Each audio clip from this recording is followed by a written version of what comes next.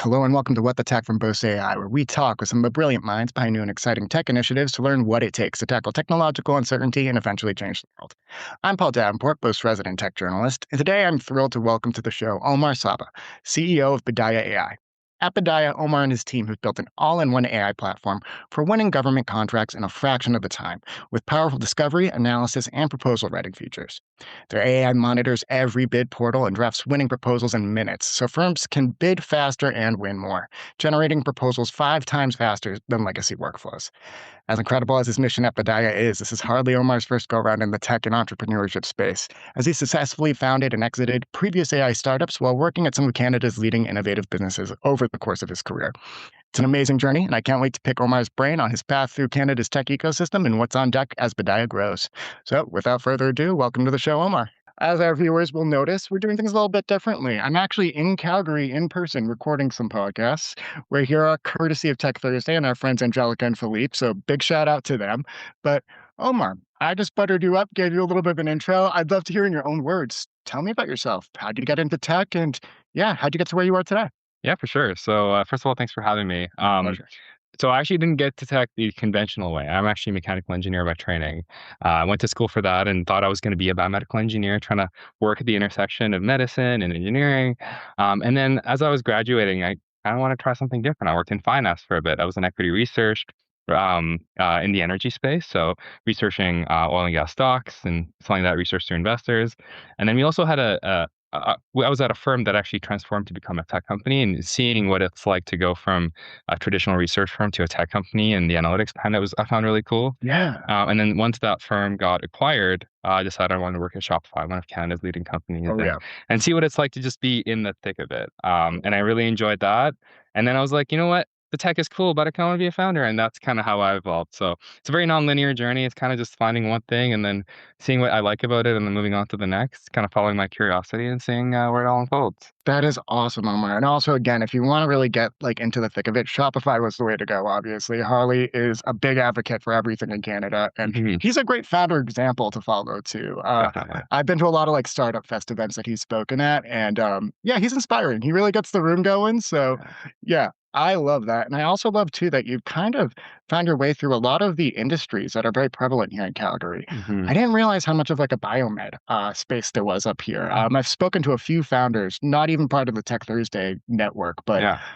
there's so many bio solutions happening, and specifically like bioengineering and things like that. It was kind of new until I had conversations with Dion Kelly, actually, who I'm thinking, and Sabina from Nimble Therapeutics. Mhm. I think selfishly, Boston's the hub of anything that's going to be bio related, and it's just simply not the case. There's a lot of innovation happening here.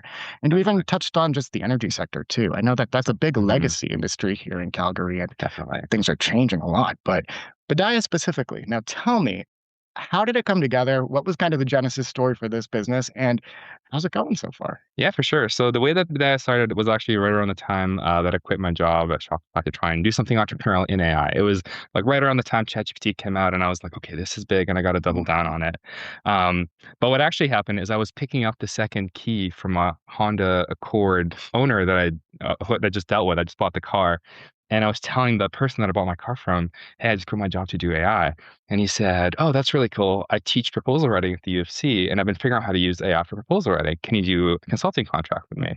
And then I did that with him, and I saw what it was like under the hood. And then I was like, AI is going to 10x every step of this process, end to end. And it's going to be crazy. Let me see if I can start a business here.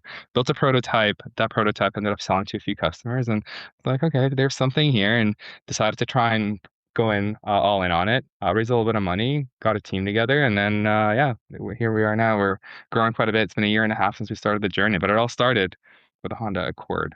So, I, I love Honda for the win every time.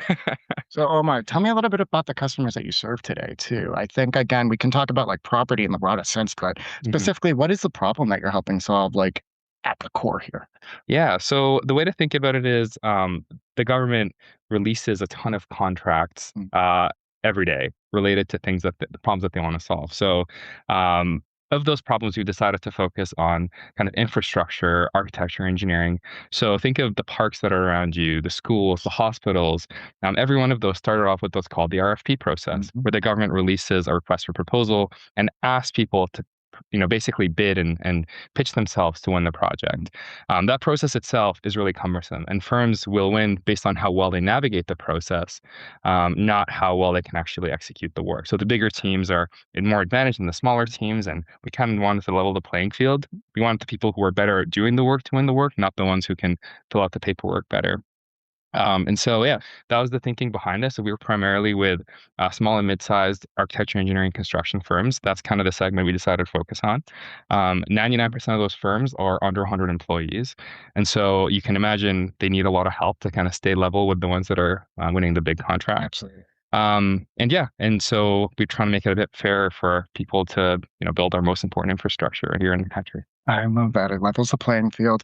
I'm actually thinking a lot again. I keep talking about Boston on this, but it's a Sounds like culture. we should move to Boston. Oh, you Exactly. should move here. I should move here. I mean, well, because I'm thinking too, like we have a lot of reconstruction happening right now. So a lot of Mhm, government parcels, for instance, have been put up for bid and they are asking for RFPs. And mhm, I notice I just casually watch the architecture and engineering scene in Boston just because there's a lot of really cool stuff happening post Big Dig. I won't bore folks here with all of this, but it's always the same developers I'm noticing who get a yeah, lot of these contracts. mhm, And I think it's just because it's like maybe not a boys club, but they have the experience, they know the works, they know the ropes, they know what they have to do to get it over the hump and get no conflict from the government bodies locally who do it.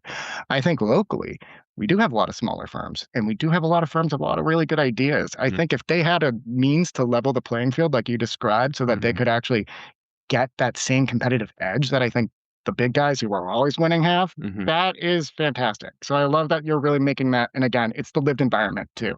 mhm, It's very important. So this is really cool. And then another thing too, on top of that, that it's kind of simpatico with what we do at Boast too, is you're not asking folks who are expert in one area to overextend themselves or try to make exactly. themselves expert in something that's not a natural fit for Mhm, where their work has lied, where yeah, their experiences are.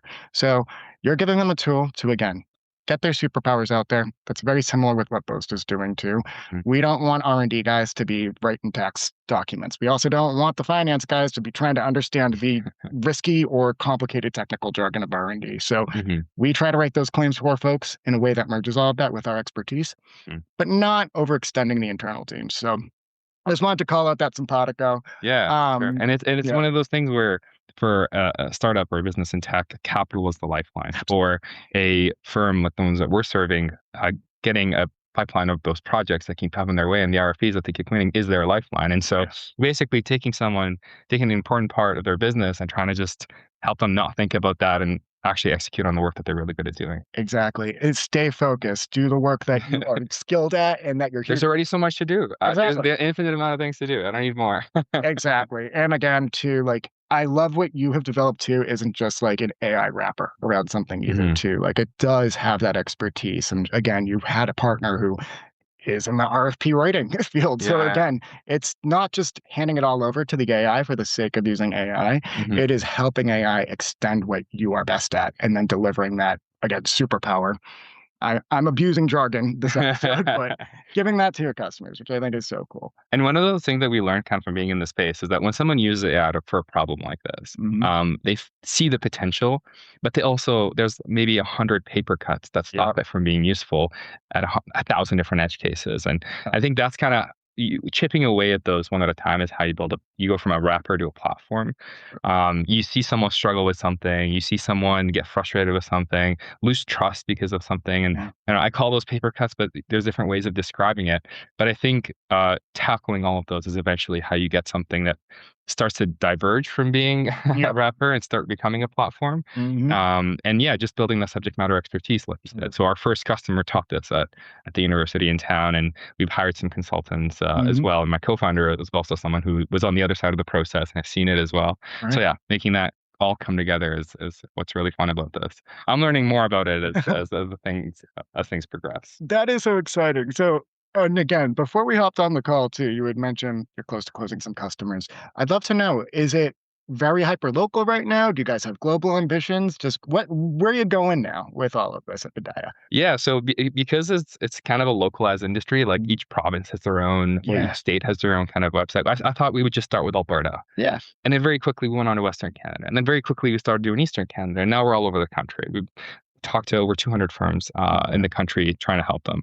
And then actually very recently we got our first customer in Singapore out of a Calgary referral, funny enough. That's so One of our consultants we were working with decided to move there for a year, spend some time with his wife who is from there, and realized that he could just bring the same expertise with him over there as well. And yeah, we got our first global firm. They're about 15,000 employees. And funny enough, they've got a Canadian subsidiary in Toronto that we're now starting to work with. So it went full circle. Instead of going direct to the Toronto subsidiary, we went the mothership all the way back around. And so, anyway, so now we got a global presence now and hope to double down on the U.S. fairly soon here. That is fantastic. Like I said, we could use you in the US. It's a not flawed system, but it could be improved upon, I think. And again, that is so cool how it just went here, Singapore, Toronto, all back. It's a virtuous cycle. On that point, a bit of a divergence, but like I said, I am here because we're partners with Tech Thursday, and Philippe is kind enough to give me his podcast booth while I'm in town. We're also partners with Platform Calgary. That's where most of the Boast team is actually camped out right now, so I'm going to be visiting them later this afternoon. But tell me a little bit more about just like the tech ecosystem and maybe how you've leveraged partners outside of your co-founder even, but like at the studio that we're here today. How have you leveraged the community, and what makes this community so great for entrepreneurs and for people who are building new tech solutions? Yeah, Calgary is a really interesting community. I mean, not that I've seen too much outside of it. I've done the trips to down to the Bay Area, out east as well.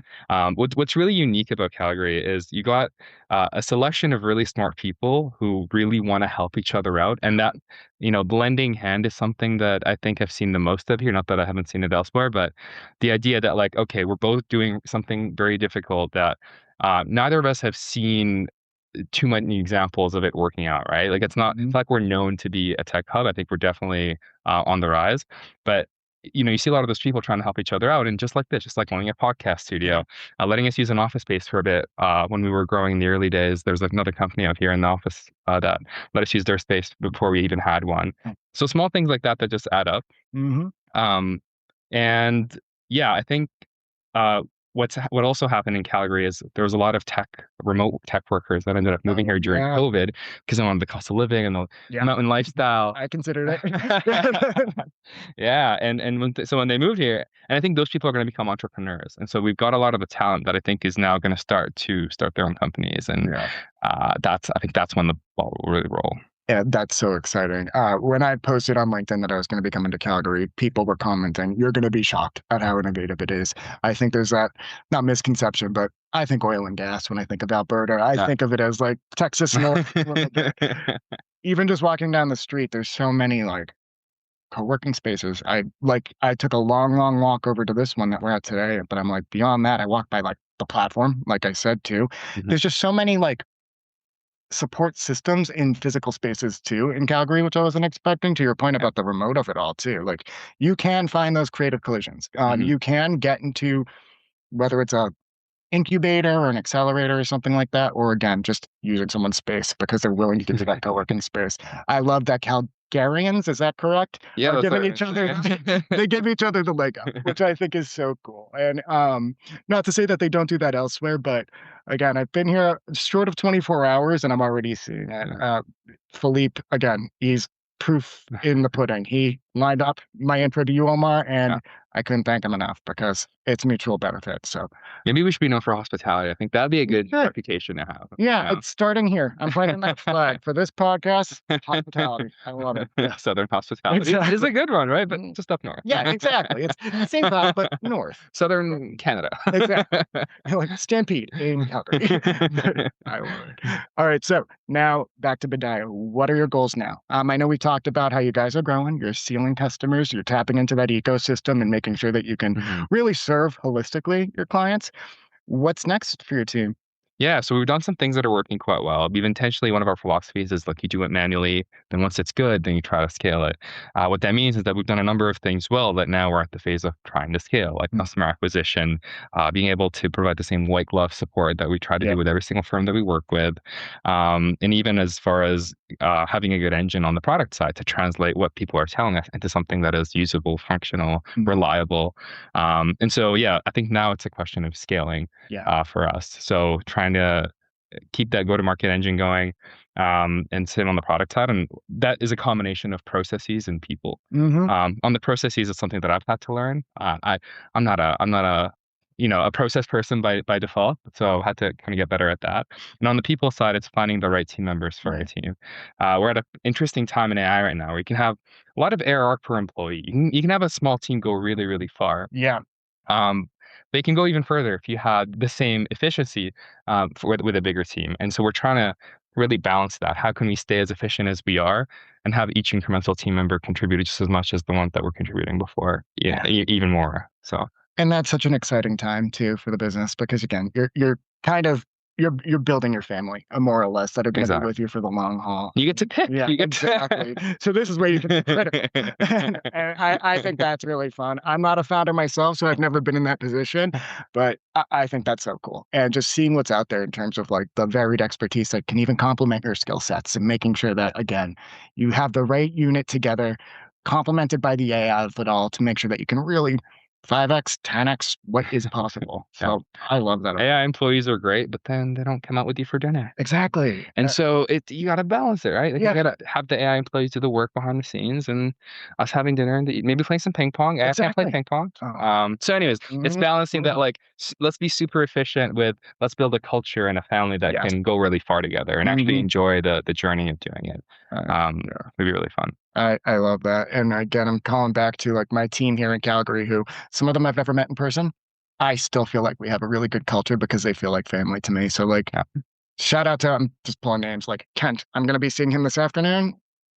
I don't think we've ever been in the same room together, but I talk to this guy all the time, so it's really cool when you can build that family, and it's like No tears and when you it's meet, not right? yes. No tears. No, I mean, depends on how many beers we're having, but yeah, maybe So after. "You beat me at ping pong, jerk." But yeah. No, I think it's so exciting. I think it's only up for you guys, and yeah, I think this is really cool, Omar. I can't thank you enough for sitting down with me. Thank you so much for having me. This has been really fun. I appreciate it. Awesome, yeah. I can't thank you enough, and again, folks, subscribe. I'll make sure that I have all the details so you can get in touch with Omar yourself if you're interested in what he's doing and all the cool stuff happening up here in Calgary. So, Awesome. again, thank you very much. Thank you so much for having me. Sweet. Cheers.